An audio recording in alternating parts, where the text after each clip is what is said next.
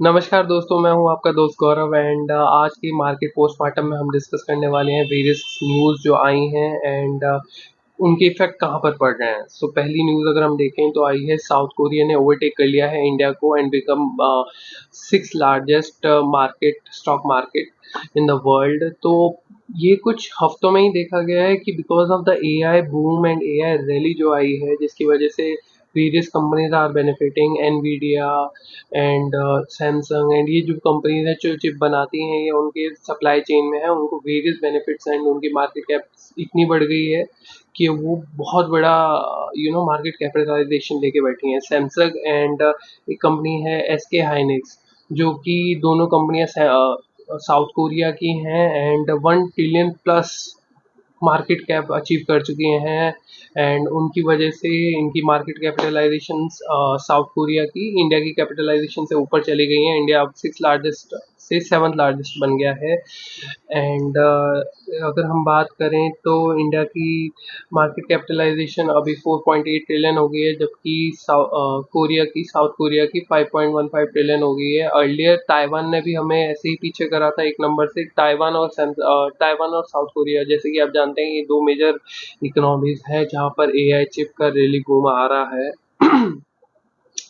Then अगर बात करें तो इंडिया में एआई रैली बूम इसलिए नहीं है बिकॉज हम ऐसा साउथ कोरिया और ताइवान की जैसे हम कोई ऐसी मेजर कंपनी नहीं है हमारे पास जो चिप्स बनाती हो। हम ब्रिक्स एंड मोर्टार में ज़रूर हैं उनके, तो हम बेसिकली चिप्स नहीं बनाते, but AI and data centre को जो सपोर्ट करने के लिए इंफ्रास्ट्रक्चर चाहिए होता है, जो कि एक लो मार्जिन बिजनेस होता है। वो कंपनीज में हमारी कंपनियां हैं एंड अगर बात करें उसकी तो हमारे पास डेटा सेंटर एंड उसकी कंपनियों में नेटवेब है एंड देन सपोर्ट करने के लिए इंफ्रा के लिए पॉलीकैब हो गई, केआई हो गई एंड वेरियस कंपनी है जिसके हम आगे बात करेंगे। देन सेकंड न्यूज़ आ रही है FPI money in India at lowest since 2016। तो बात क्या है कि एफपीआई मनी जो बेसिकली फॉरेन इन्वेस्टर्स की मनी होता है, वो इंडिया में 2016 के बाद अब सबसे कम हो गया है। मतलब 10 साल में अब दूसरे नंबर पे, मतलब सबसे कम आ गए हम। तो ये हुआ है because of the AI boom. मतलब आपने 10-15 साल का जो इकट्ठा मनी आया था एफआई का, हल्के हल्के हल्के हल्के, वो केवल एक एआई रैली बूम में निकल गया है। और जैसा कि आप जानते हैं कि AI lucrative margin lucrative business है, इसलिए और बूम की वजह से सारी कंपनीज इंडिया को अंडरवेट करी हैं जो एफआईज हैं and South Korea and other companies south Korea and Taiwan में जो अदर कंपनीज हैं उनको ये बहुत बूम देखने को मिल रहा है। जबकि अगर बात करें कि उनकी इकोनॉमीज इंडिया की इकोनॉमी से काफ़ी छोटी है। ताइवान का GDP is Taiwan and South Korea both countries का GDP is quite lower than India. India का 4.8 ट्रिलियन के समथिंग चल रहा होगा, तो उनका करीब 2 to 3 ट्रिलियन होगा मैक्स टू मैक्स।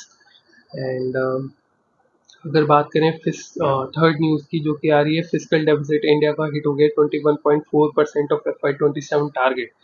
तो बेसिकली क्या हुआ है कि ऑयल प्राइसेस जैसे जैसे वॉर की वजह से बढ़ रहे हैं, अभी $100 के पास चल रहे हैं, तो उसकी वजह से इंडिया की इकोनॉमी जो बाहर से ऑयल इंपोर्ट करते हैं उन्हें ज़्यादा पैसा बाहर देना पड़ता है। जब ज़्यादा पैसा हम अपने देश से बाहर निकाल के दे रहे हैं, तो हमें रुपी बेचकर डॉलर में देना होता है उन्हें। तो जैसे हम रुपी बेचते हैं और डॉलर खरीदते हैं, तो एक तो रुपी की वैल्यू गिर रही है, जिससे हमारे रुपी गिरता है और ये साइकिल चलती रहती है और इससे हमें ज़्यादा रुपये आगे बेच के फिर दोबारा डॉलर खरीदना पड़ता है। तो इसकी वजह से अगर ऑयल ज़्यादा महंगा और टाइम तक रहता है तो हमारी इंडिया इकोनॉमी को बहुत मेजर लॉसेस फेस करने को देख सकते हैं हम।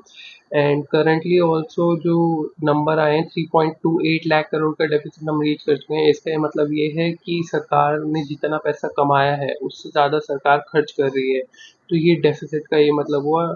इसका इम्पैक्ट कहाँ देखा जा सकता है, अगर बात करें तो गवर्नमेंट के फाइनेंसेस अगर बिगड़ते हैं तो केपेक्स जो गवर्नमेंट करती है, मेजर केपेक्स अगर आज भी आप देखें तो इंडिया में गवर्नमेंट एक बहुत बड़ा पार्ट है केपेक्स करने का। तो केपेक्स जहाँ पर आता है गवर्नमेंट की तरफ से, तो वहाँ पर वो केपेक्स थोड़ा कम सकता है या रुक सकता है, आप रुकने को देख सकते हैं, तो उन कंपनियों पर थोड़ा असर आएगा। देन अगर बात करें कि इंडियन इकोनॉमी अगर डेफिसिट ज़्यादा बढ़ रहा है तो बॉन्ड यील्ड जो आपके बहुत मेजर पार्ट हैं वो बढ़ सकते हैं। बॉन्ड यील्ड बढ़ने से क्या होगा कि आप अगर कोई लोन लेना चाहता है बंदा या कोई कंपनी लोन लेना चाहती है केपेक्स करने के लिए, तो उन्हें ज़्यादा लोन महंगे दर पे लोन लेना होगा और जिसकी वजह से कुछ बिजनेस कुछ मैंने मतलब मैन्युफैक्चरिंग या कोई अगर वो करते हैं तो उनको देखना पड़ता है कि उनका आईआरआर रिटर्न क्या बन रहा है ये प्लांट डालने पे। अगर वो लोन महंगा लेंगे तो काफ़ी ऐसी बिजनेस अपॉर्चुनिटी होगी जो वो मिस कर देंगे और उसमें इन्वेस्ट नहीं कर पाएंगे, बिकॉज वो कंपनीज, बिकॉज वो बिजनेस या अपॉर्चुनिटीज जो है वो वाइबल नहीं रहेंगी बिकॉज ऑफ महंगा लोन। ठीक है, कुछ कंपनियां जो इसमें हिट हुई हैं because of oil prices going up, OMCs paint company का पेंट क्रूड ऑयल से बनता है, राइट। टायर क्रूड ऑयल पे डिपेंड करता है। एविएशन आपका जो लॉजिस्टिक्स और एविएशन कंपनीज हैं जो मेजर फ्यूल पे चलती हैं वहाँ पर भी इफेक्ट देखा जा सकता है। देन अगर हम अगली न्यूज़ की बात करें तो air trunk $21 billion Maharashtra data centre project. सो एयर टर्न करके कंपनी है जो कि अब महाराष्ट्र में एक डेटा सेंटर के लिए प्रोजेक्ट डाल रही है। एंड अगर इसकी बिगेस्ट बेनिफिशियरी की बात करें तो अडानी पावर, पावर सेक्टर में हमारा जो प्लेयर्स हैं उनको फ़ायदा हो सकता है। देन ग्रिड में फ़ायदा हो सकता है जैसे कि power grid company. Then wires and cables में हमारे पास पॉलीकैब केईआई जैसी कंपनी होगी जहाँ पर फ़ायदा देखा जा सकता है। देन कूलिंग बिजनेस में हमारे पास ब्लू स्टार आ गया, वोल्टास आ गया। कंस्ट्रक्शन में एल जैसी कंपनीज देखी जा सकती हैं जहाँ पर ये वैल्यू चेन में ये फ़ायदा उठा सकते हैं। ज़रूरी नहीं है ये उठाएं बट उठा सकते हैं। देन अगर अगली बात करें हम तो अगली न्यूज़ है Anantraj 25,000 crore Haryana data centre MOU. तो बेसिकली ये कंपनी भी अब एमओयू कर रही है और एआई डेटा सेंटर के केपेक्स में भागीदारी बन रही है। तो जैसे कि मैंने आपको बताया था ये सब लो मार्जिन बिजनेस है, चिप वाला बहुत हाई मार्जिन बिजनेस है और उसमें अभी तक इंडिया कोई कंपनी काम नहीं कर रही। ये सब data and data centre and infra पे बेसिकली काम कर रही हैं कंपनीज। अग्नि न्यूज़ है Adani record 1.53 lakh crore FY26 capex. तो अडानी ग्रुप ने पोस्ट करा है 1.53 लाख का केपेक्स करा है उन्होंने इस साल। एंड 80% जहाँ जा रहा है एनर्जी और utilities, logistic, transport and infra में।